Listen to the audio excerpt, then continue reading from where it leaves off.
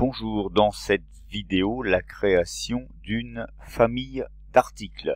Alors, plusieurs solutions. Je suis sur l'écran de démarrage, donc je peux cliquer sur article et l'univers qui est là. Donc là, je suis évidemment, parce que j'ai cliqué sur article, c'est tout ce qui concerne les articles, les documents de stock, les articles, les tarifs, etc. Donc je peux soit passer par famille articles ici, ou alors cliquer sur l'open guide qui est spécifique aux articles. Je clique sur article et là donc j'arrive sur cet écran là et moi ce qui m'intéresse c'est une famille d'articles.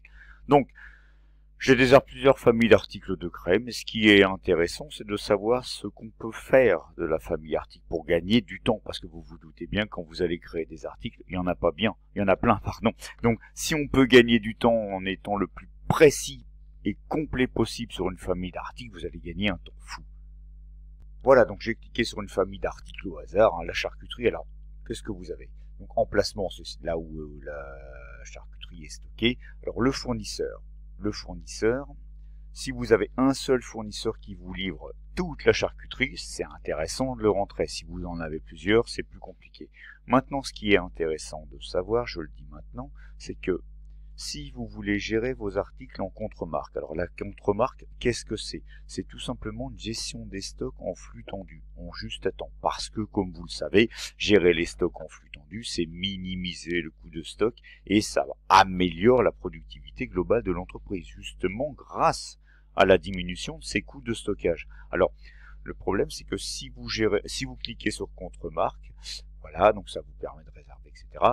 Mais il faut obligatoirement avoir rentré un fournisseur. Vous voyez, il l'a mis automatiquement. Alors, je laisse ce qu'il a mis, mais vous ne pouvez pas cliquer sur contre-marque et sans avoir mis de fournisseur, tout simplement parce que le fait de cliquer sur contre-marque, ça génère automatiquement les commandes fournisseurs.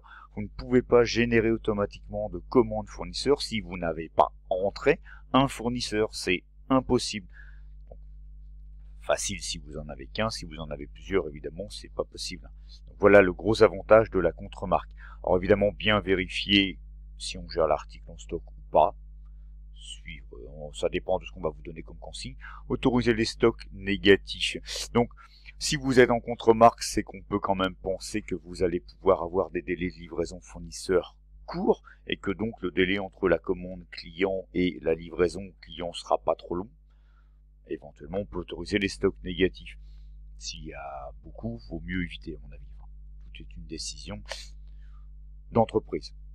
Gros avantage de la famille, c'est que toute la charcuterie, si le même taux de TVA, 5,5%, on le met automatiquement. Dès que vous allez créer un nouvel article qui appartiendra à la famille charcuterie, le taux de TVA se mettra automatiquement. Pareil, si sur cette famille-là, tous les articles de cette famille-là, vous avez une marge de 150%. Par exemple, ici, si, quand vous allez créer un nouvel article en charcuterie, le taux de marge se mettra automatiquement. Donc, dans l'onglet comptabilité, vous allez pouvoir adapter les comptes de TVA en fonction de la famille et attention du taux de TVA applicable. Nous, ici, on est là. On pourrait mettre, par exemple, 707 300 charcuterie, etc. quand on achète 607 300, etc. charcuterie. Et ce qui fait que dès que vous allez avoir une commande, une vente de charcuterie, quand vous allez transférer les écritures en compta, automatiquement l'écriture va se générer et elle utilisera le compte que vous avez mis là et mettra bien une TVA à 5,5%. Vous gagnez un temps fou. Alors il est possible de créer dans la famille charcuterie ici par exemple différents tarifs, parce que peut-être que vous allez avoir des bouchers charcutiers, des grossistes, j'en sais rien, peut-être des particuliers, et évidemment, étant donné que les quantités achetées par ces clients-là ne seront pas identiques, vous allez peut-être accorder des remises à certains pour commandes importantes que vous n'accorderez pas aux particuliers, par exemple. Voilà, là j'ai un tarif existant, je l'ouvre. Alors je crois par défaut, là il nous propose, je crois, ou je l'avais peut-être créé, je me souviens plus. Donc jusqu'à 499 unités commandées, donc j'ai pas de remise. À partir de 499 produits commandés, j'accorde automatiquement une remise de 5% à tous les clients.